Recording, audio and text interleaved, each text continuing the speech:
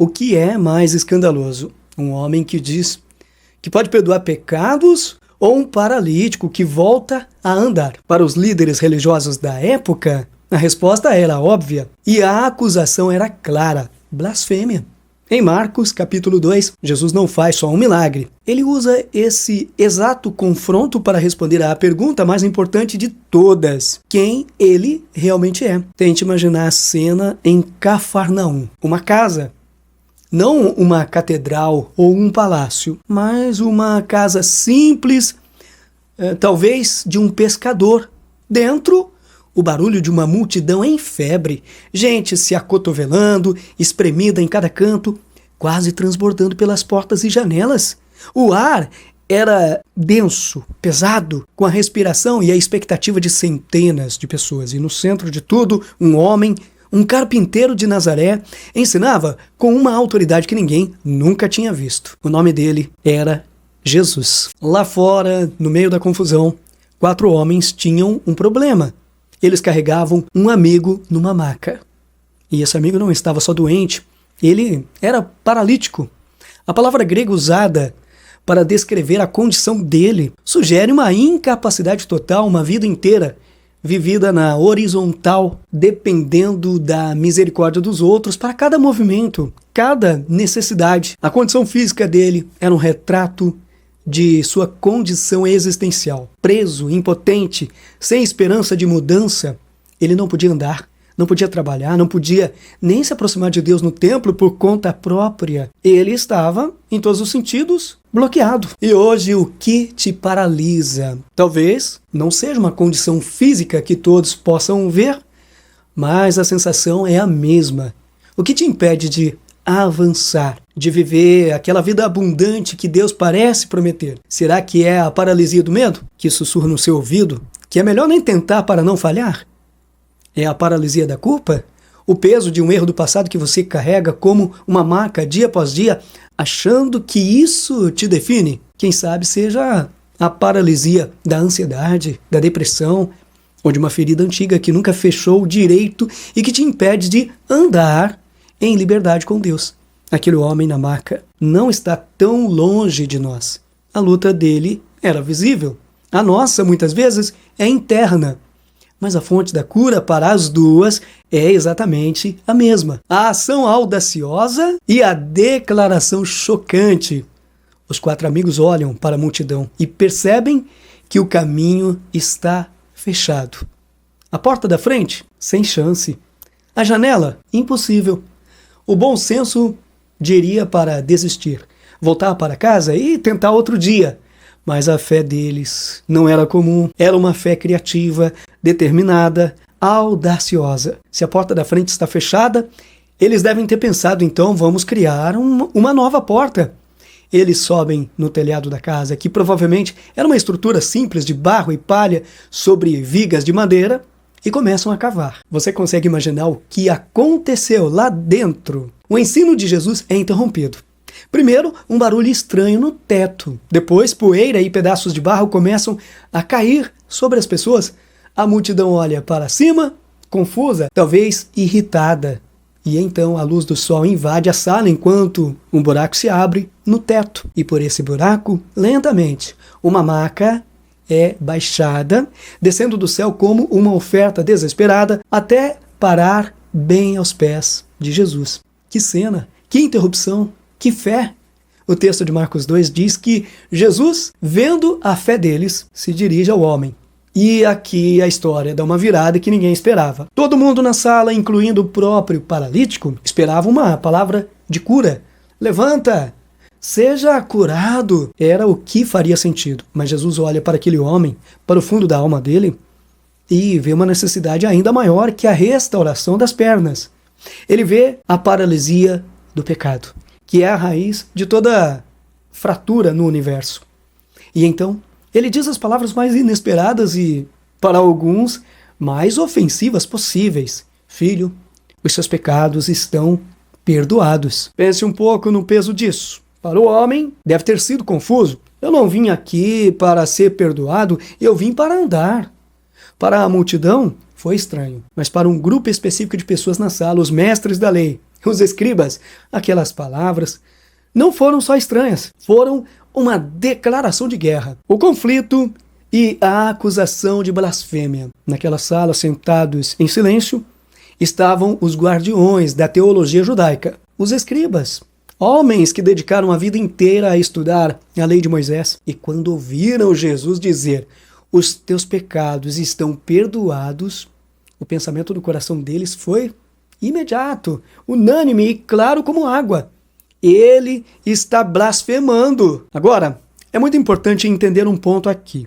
Na premissa teológica deles, os escribas estavam 100% corretos. De acordo com o Antigo Testamento e toda a tradição judaica, só uma pessoa tem autoridade para perdoar pecados: o próprio Deus. O perdão não é algo que um ser humano possa dar a outro. É uma prerrogativa divina.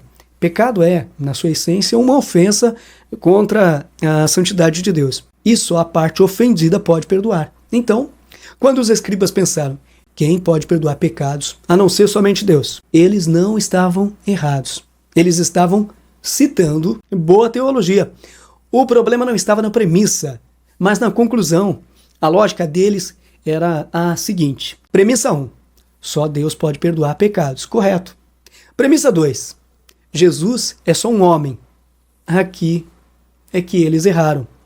Conclusão: logo, Jesus está blasfemando ao roubar uma autoridade que não é dele. A acusação de blasfêmia era a mais séria que podia ser feita contra um judeu. Era um crime capital. E para eles, Jesus não era um curador cheio de compaixão. Ele era um herege perigoso, um homem se colocando no lugar de Deus. Eles viram a audácia, mas não reconheceram a autoridade. Viram a afronta à lei, mas não reconheceram o próprio Criador da lei bem na frente deles. Esse confronto não era só um debate. Era o começo do conflito que, no fim, levaria Jesus para a cruz. Jesus sabia exatamente o que estava fazendo. Ele não disse aquelas palavras por acidente. Ele as disse de propósito para forçar uma questão fundamental: quem ele era. E, sabendo que eles estavam pensando, usou o momento não para se defender, mas para provar de uma vez por todas sua identidade divina. A prova da divindade. Jesus, percebendo no seu espírito o que os escribas cochichavam em seus corações, não os confronta com raiva. Ele os confronta com uma pergunta. Uma pergunta genial, brilhante, que os coloca numa armadilha lógica sem saída. Ele olha para eles e pergunta: o que é mais fácil? Dizer ao paralítico: os seus pecados estão perdoados? Ou dizer: levante-se, pegue a sua maca e ande? Pense bem nessa pergunta. Qual é a resposta? Na verdade, dizer seus pecados estão perdoados é incrivelmente fácil. Qualquer um pode dizer isso. É uma declaração invisível, interna, impossível de verificar. Eu poderia dizer a você agora que seus pecados estão perdoados, e nem eu nem você teríamos como provar se algo realmente aconteceu no mundo espiritual. É uma afirmação que não exige prova. Por outro lado, dizer levante-se e ande para um paralítico é incrivelmente difícil. É uma ordem que exige um resultado imediato, visível e inegável. Ou o homem levanta ou não. O milagre acontece na frente de todo mundo. Ou o suposto curador passa vergonha e é exposto como uma fraude. Não tem meio termo. A lógica de Jesus é simplesmente irrefutável. Ele está basicamente dizendo: vocês me acusam de fazer uma afirmação invisível que não posso provar, perdoar pecados. Pois bem, para que vocês saibam que o Filho do Homem tem na terra autoridade para perdoar pecados, eu agora vou fazer a coisa visível, a coisa difícil, a coisa que vocês podem checar com seus próprios olhos. A cura física não era o objetivo principal, era a evidência, era o recibo, era a prova visível de uma autoridade invisível. A restauração do corpo serviria como um selo, confirmando a realidade da restauração da alma. Então, Jesus para o debate teológico com os escribas e volta sua atenção para o homem na maca, o centro de tudo. E com a mesma autoridade com que acalmou tempestades e expulsou demônios, ele dá a ordem. Eu lhe digo, levante-se, pegue a sua maca e vá para casa. E o milagre acontece na hora. Aquele que era impotente agora tem poder. As pernas que eram inúteis agora têm força. O homem que foi carregado por 4 amigos agora se levanta sozinho. E ele não só se levanta, ele dobra sua maca, o símbolo da sua antiga identidade, e anda. Ele passa pelo meio da mesma multidão que antes o bloqueava, mas que agora abre caminho. Todo mundo de boca aberta. E o texto diz que todos ficaram maravilhados e glorificavam a Deus, dizendo: nunca vimos nada igual. Eles vieram esperando um milagre e testemunharam uma declaração de divindade. A história do paralítico em Cafarnaum é muito mais do que uma cura física. É um drama teológico que acontece numa casa pequena. Jesus não curou só um homem, ele fez uma declaração pública e inegável de sua identidade e autoridade divina.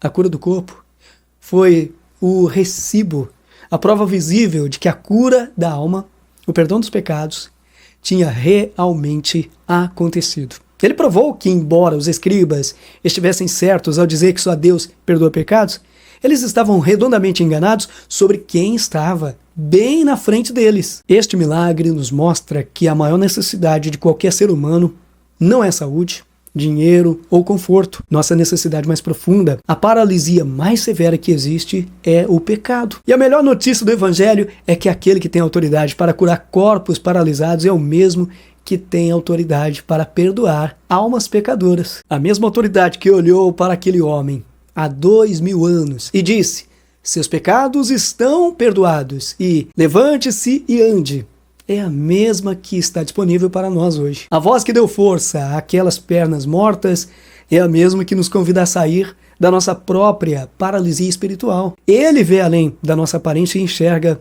a verdadeira causa da nossa estagnação. Ele sabe qual medo, qual culpa, qual ferida te mantém preso na maca. A pergunta que Jesus fez em outro momento no tanque de Betesda, em João 5, ecoa até hoje. Você quer ser curado? E essa não é uma pergunta sobre se você quer se sentir melhor. É mais profunda. Você quer ser verdadeiramente transformado, perdoado, liberto da paralisia que te define? A cura começa quando, como aqueles 4 amigos, nós temos a fé audaciosa de nos levar e de levar outros até a presença de Jesus, custe o que custar. E ali, aos pés dele, entregamos não só nossas doenças visíveis, mas nossa paralisia invisível. A mensagem central deste milagre é que Jesus se importa tanto com nossa alma quanto com o nosso corpo, oferecendo uma salvação completa. Ele quer nos ver andando em liberdade espiritual e fisicamente. Então, eu termino com a mesma pergunta do início, mas de um jeito mais pessoal. Qual paralisia você precisa entregar a Jesus hoje? Deixa aqui nos comentários qual parte dessa palavra mais falou com você. E se essa mensagem te abençoou, por favor, curta este vídeo e se inscreva no canal para mais estudos da Palavra de Deus. Compartilhe com alguém que precise ouvir que existe esperança e poder para se levantar e andar de novo.